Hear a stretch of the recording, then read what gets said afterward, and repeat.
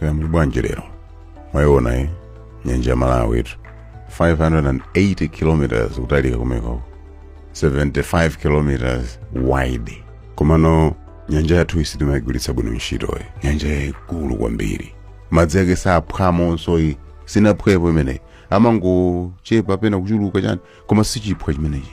Ndi nyanja yachitatu pakakulidwe mu Africa muno tikatengera chiwerengero cha dziko lonse. Ndi nyanja namba 9 kakulidwe kake Lake Malawi imene of course anzathu Tanzania koma Lake Nyasa zimaishu zambirimbiri pene paja nyanja nyathu mbali ya kuno nyathu sitifuna tikambe zimenezo. Sitigulitsa bwino ntchito.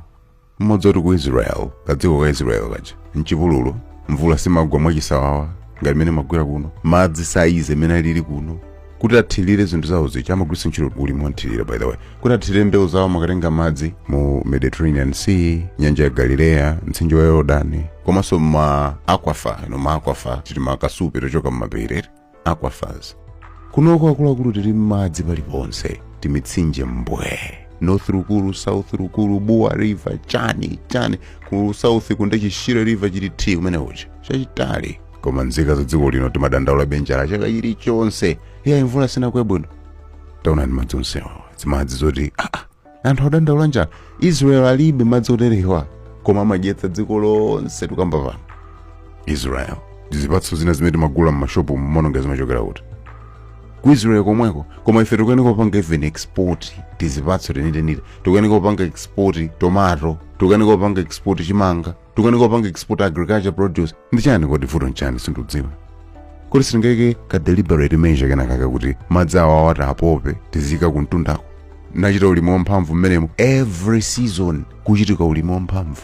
Ena ndetha mafunso ayo nkhata samadziwa za Shire Valley transformation kulowa Shire zuchitika zili bwinobwino kandi tikuyichita comment project ya bwino kwambiri. Ndikudziwa kuti kuli project imene koma that's not enough akuluakulu. Imene ndi idea ya nthawi ya Sir Geoffrey Kobe, nthawi ya Tsamunda kale nthawi ya Tsamunda imene ndi kumene kunachokera idea ya magetsi amene tikugulitsa ntchito pakali pano.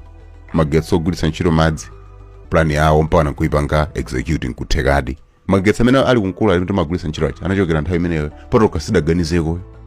Timaona ngati kuti nthawi yabwino ine kuti tidzuke. Sizandale tukamba bazi. Koza ndale waso amachoka mu society yathu yomweyi ndi kumapita m'mipando yosiyanasiyana. Ndi I think vuto siwowo yayi vuto ntonsefe cause corruption chanchazima mbikira mwaife koma tuganiza mupelewera kwambiri ngati dziko. Look at that. Tili madera ina tukamba pano alibe madzi akumwa alibe pamene ndi chinyanja choti chimapanga kava kuchokera kumpoto kukalonga mpaka na kumangochi uko kulowa Shire konse kumakapitirira ndi mtsinje wa Shire uchi so pali zinthu zambiri zimene tingapange ndi nyanja yathu kuigulitsa bwinobwino ntchito. Tithopanga ulimi wanthirira nyengo ina iliyonse umachita kaulimi kenakake. So kaya uzikhala ulimi wako wamagulu ukhala ulimi wotani komano madzi supply ndi kuti continuous wochokera mnyanja. Njira yabwino yopangira kuti madzi akhale supplied m'madera onsewo yosaononga zachilengedwe, yosaononga madzi, yosaononga zokhala m'madzimo.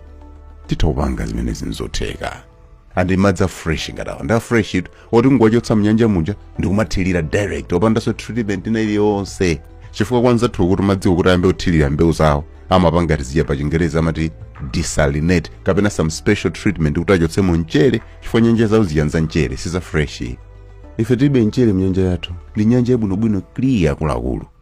Umphawi uwu tinangolivala dzinali ndi limatipanga blind. I think limatichotsa kuona timangoona basi ngati ndifida amphawi sifa amphawi osamaganiza zimenezo. Tisamavale malebo amene aja yayi tili nzambiri. Iyi ndi nyanja yokhanda ngoyikamba papa itu ya Malawi.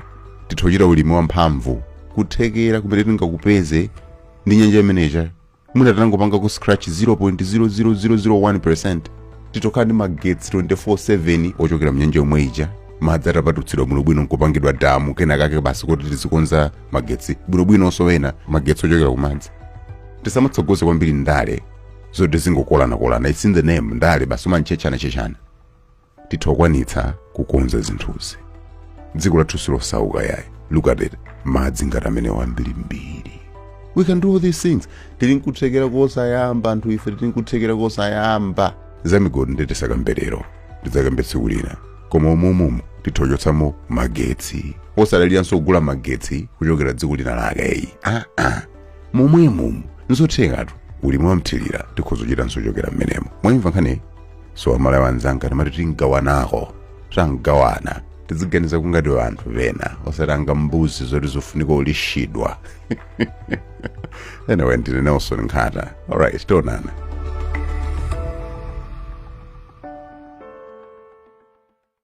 Tikunchosa kunthaka yathu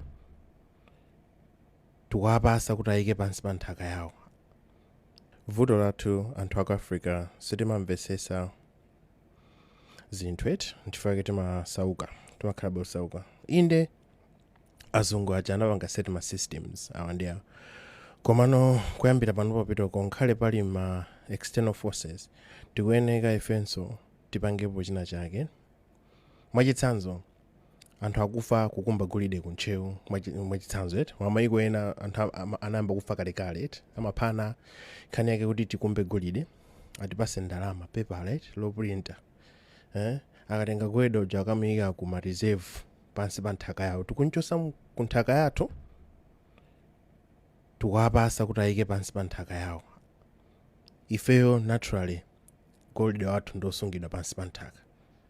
Iwo achita kupanga kukumba pansi kuiza ndalama za mbewu kukumba pansi kuti atani azinsunga golide uja pansi. Timaona ngati golide anthu amagwisa ntchito onse ayi. Golide wina amapita kuma decorations. Golide wina amapita kuma electronics, magalimoto, mafoni amene tikugwisa ntchito. Koma golide wina wambiri amasungidwa. Ndiye nthani yake nzakuwuzani kuti golide tinamba kuyang'ana bwanji za golidesi. Koma ndifuna kukamba kuti timaganiza bwanji kuti tizikumba golide wathu nkumafa kumawapasa anthu ena ake in exchange for kandalama kuti amakauta print. Vuto lake ndiyoti timaziyang'anira pansi. Value imene timagulitsira miyala yathu ngati golide, uranium si value yeniyeni. Iwo aja amatenga ma minerals aja ndikumagulitsa ma weapons zindizi kugwisa ntchito miyala yathu ija ndikupanga zindalama zambirimbiri. Koma akamatigula ifeyo amatigula almost ngati ulere. Ndiye titakhalira zinthu zathu zija ndiwauza kuti magayi zinthu zoti ngini mukuyifuna, so ngati mukuyifuna muyitenge pa mtengo ena kuti ineyo ndikhala okutisidwa kuti tasinthana value yoyenera. Ndiye ma Africans tilangozindikira kuti ifeyo kusauka kamene tili pano ndi mene tikuganizira lero eti osati dzulo. Ndiye tadziwa kuti dziko lonse limadalira ma mineral resources and zimene zonse zili mu nthaka yathu ije ndikuzikhalira ndikumapanga exchange pa value yake yoyenera kuti tisinthane izi kubwere masukulu kubwere izi timange izi ndi izi tisinthana pa value yoyenera osati kuti zingopindulira munthu mmodzi pa kantengo kochepa ndi pepala eti lotiso lifufutika pompano. Dzikoli likusokonekera pano pa kuti mayiko ena anatipanga trust America kuti itha kupanga control my financial issues apa dziko lapansi kuchokera anagwizana ku Bretton Woods at 1930s mabwera kunoko. Koma panopa zikhala ngati mayiko asakukhulupirira kuti America ndikuthekera kopanga zimene anagwizanazo, so akubwerera back to my gold reserves. That's why gold rush ma minerals tikapeza tapeza ma resources anthu athu akufunika zinthu zambiri. Their industries are based on industrialization. My economy yawo they rely on my systems of extraction. Amapita mayiko ena kukatenga ma minerals kupanda zimenezozo they collapse. That's why France is not falling. Komano ma pillars on which it was standing kamene ngati china Burkina Faso, Mali, chanchane anamutuluka. So zonse zinamatenga zimanga benefit anthu awo alibe source. That's why they're doing whatever it takes to destroy the leaders who are fighting for their people. So paziko pa timangoona pa front tikusekererana tikudani koma ndi nkhondo to survive.